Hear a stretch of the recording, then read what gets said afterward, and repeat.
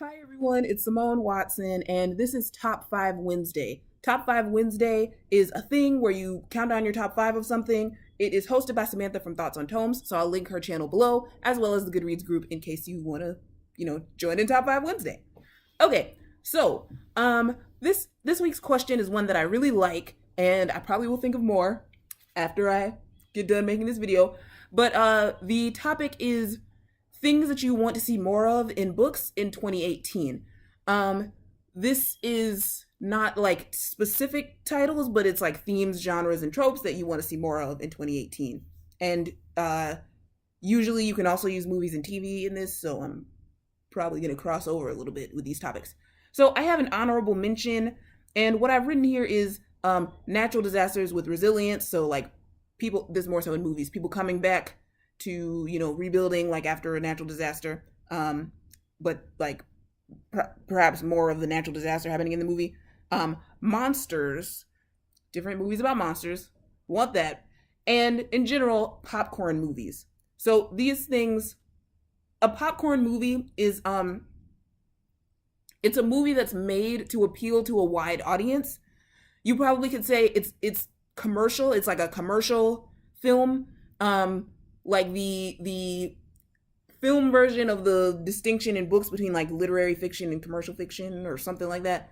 But yeah, popcorn movies, they could be sci-fi, they could be fantasy, they could be whatever, but they're made for the wider audience. They're not so much made for like people that are like sitting and drinking their tea and like, yes, that was a great film, it was cinema, So definitely popcorn movies. They're just like, they're more so there for like fun, not so much to like be dramatic, if that makes sense.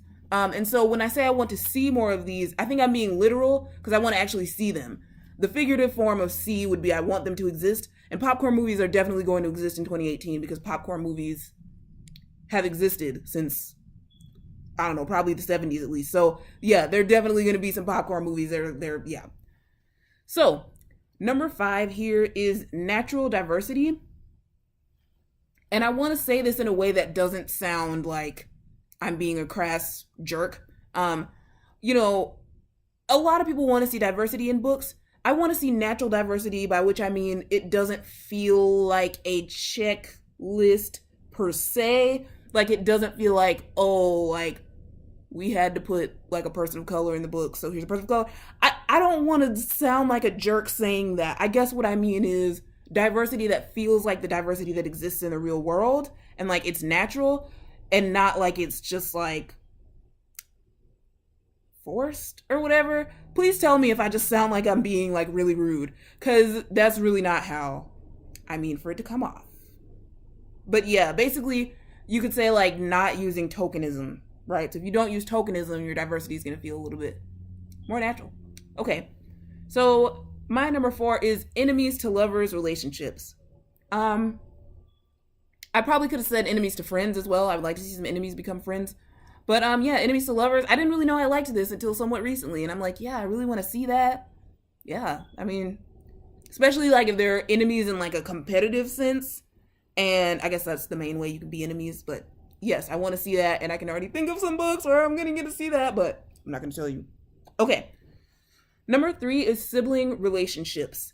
So I really love my brother and my sister, and I think sometimes in books, sometimes that's a little bit lacking. Like books get very focused on romance and don't really talk about the relationship between the siblings, or the sibling is just there as like a supporting character, which is fine.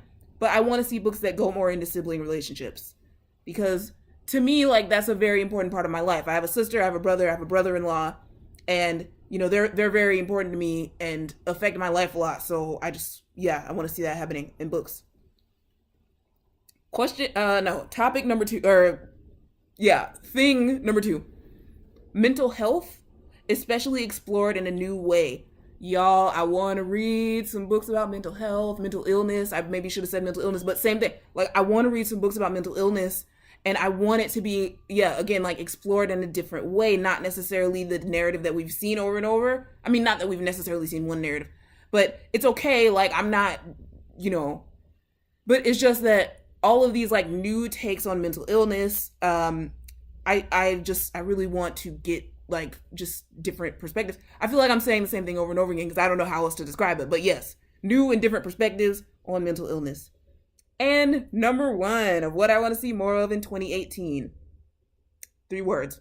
Strong Black women. Strong Black women. If you have some, this could be movies, this could be TV, this could be books. All of those arenas, I want to see some strong Black women, okay? If y'all have some recommendations for some books, some movies, and some TV with strong Black women, hey, I'm about it. I'm here for it, okay? I'm still going to be watching The Good Doctor. There's a strong Black woman character on that show. That show does great with diversity, by the way.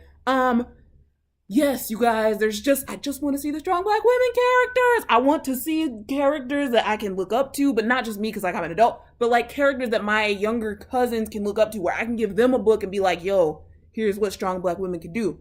I have mentioned to you guys before that I didn't want the sassy Black women trope. So I should clarify there's a difference between the sassy Black woman trope and having a strong Black woman character, if that makes sense. Sassy Black woman is a trope. It's like easy. You know what I'm saying? It's like using a stereotype instead of you actually developing a character.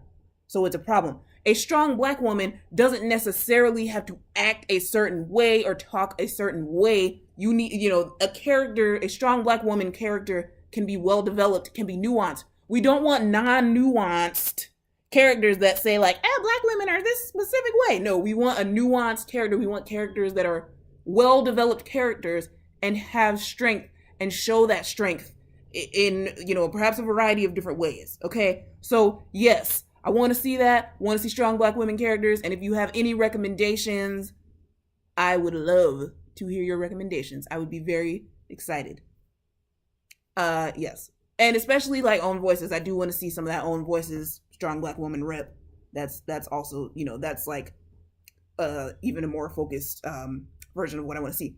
So thank you so much for watching. Please let me know what you think in the comments. I don't know why that sounded like I was singing, but okay. And I will see y'all tomorrow. Bye.